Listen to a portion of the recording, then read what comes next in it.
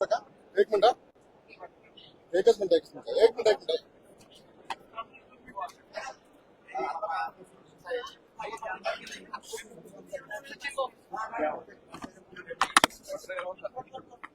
नाही, तेवढीच दाखवते जेवढी माझ्याशी सहानुभूती असेल तेवढीच.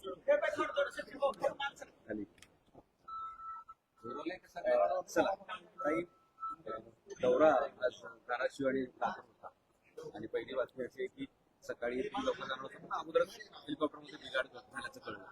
लेट होते जातात काय नेमकं? खरं तर मला सकाळी 10:30 वाजता मी निघणार होते हेलिपॅडकडे, म्हणजे विमानतळावरूनच हेलिकॉप्टर टेक ऑफ होणार होतं. पण मला कळवण्यात आलं की जे हेलिकॉप्टर मी काल वापरत होते त्याच्यामध्ये काहीतरी बिघाड आहे. म्हणजे कालही असं वाटलं थोडं जुनं हेलिकॉप्टर होतं ते, आणि त्याच्यात काही बिघाड आहे. आता मी काय बिघाड आहे वगैरे टेक्निकल डिटेल्स मध्ये गेले नाही, आणि मग त्यांनी मला सांगितलं की ते दुसरं हेलिकॉप्टर मला पाठवत आहेत. तर तेही हेलिकॉप्टर पाठवायला थोडा विलंब झालाय, नाही तर मी बाय कार जाऊन पहिली सभा तरी केली असती. तिकडच्याही लोकांशी मी बोलले, सभा रद्द करणं शक्य नव्हतं, लोक वाट बघायला तयार आहेत. आणि खरंच आहे की आता ही कार्यकर्त्यांची निवडणूक आहे आणि त्यांच्या पाठीशी आम्ही उभं राहायला पाहिजे, त्यांच्या सभा घेऊन त्यांना ऊर्जा दिली पाहिजे, त्यांना ताकद दिली पाहिजे. तर मी चालले आता सभेला. लेट झालाय 2 तास, पण ठीक आहे, लोक वाट बघायला तयार आहेत. असं की काल तुम्ही वक्तव्य केलं की भाषण बोलणार फिरते आणि आई हे देव पाण्यात ठेवते. नाही, म्हणजे लिटरली देव पाण्यात ठेवले म्हणण्याचा अर्थ असा आहे की माझी आई सतत लँड झाली का, टेक ऑफ झाली का, कारण शेवटी एवढी मोठी दुर्घटना जी झाली आहे ना, त्याच्यामुळे सगळ्यांचे मन हादरलेले आहेत, किंवा एक टेन्शन लोकांच्या मनामध्ये आहे. असंख्य कार्यकर्ते मेसेज करत होते, ताई विमान वापरू नका, ताई हेलिकॉप्टर वापरू नका. पण आता त्याला पर्याय नाहीये, शेवटी आम्हाला जास्तीत जास्त ठिकाणी पोहोचायचं आहे. तर कोणी काही काळजी करायचं कारण नाही. मी हेलिकॉप्टरमध्ये बसायच्या आधीच त्यांनी क्लिअर केलं होतं की हेलिकॉप्टरमध्ये काय प्रॉब्लेम आहे आणि बदलावं लागेल, तर त्यामुळे काही काळजी करण्याचं तरी कारण नाही. आणि काम तर चालतच राहणार. चरेवेती आम्हाला काम करत राहावं लागेल. दौरा उशिरा का होईना सुरू झाला. हो, दौरा रद्द नाही होणार. काही झालं तरी दौरा पिका. कदाचित शेवटचे 2 सभा रद्द होतील, कारण अंतर खूप आहे, मी पोहोचू नाही शकणार बाय कार देखील. अशी एखादी मोठी घटना घडते त्यावेळेस हेलिकॉप्टर असेल किंवा विमान असेल, लँड करत असताना काळजी वाटते, भीती वाटते किंवा काही मनात काय असतं? आता काल मी त्यानंतर पहिल्यांदा आले.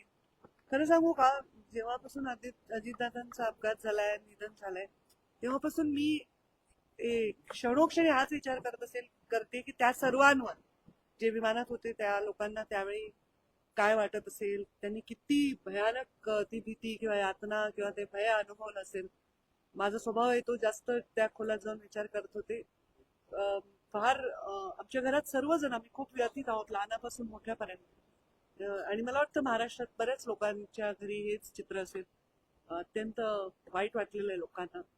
तर नवीन नवीन काही दिवस हे वाटणार आहे भय सगळ्यांना की अरे बापरे काय बिघड, कारण जे माहीतच नाही ते माहीत झालंय की असंही होऊ शकतं. तर वाटणं साहजिक आहे, पण आता त्याला पर्याय नाहीये. प्रत्येकाला आपलं काम आणि कर्तव्य करावं लागेल. लाडक्या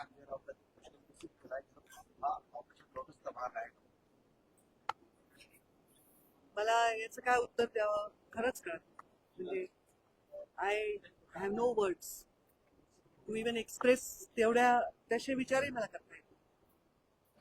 लाडक्या बहिणीच्या योजनेला अजित पवारांचं नाव द्यावं असं त्यांचेच आमदार डिमांड मागणी करतात.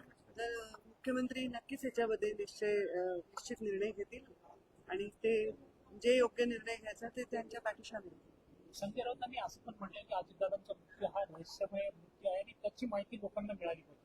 आता समजा त्यांनी असं म्हणले तर याच्यात मी काय म्हणायचं, माझं काय याच्यात औचित्य बोलायचं. मी आतापर्यंत कोणाही व्यक्तीच्या कॉमेंट्सवर कॉमेंट करून मीडियाच्या लाईमलाईट मध्ये येत नाही. मी माझे मुद्दे घेऊन येते, माझे मुद्दे मांडते, मी दुसऱ्यांच्या मुद्द्यांवर बोलतच नाही. हे 20 वर्ष तुम्हाला सवय असली पाहिजे. थँक्यू.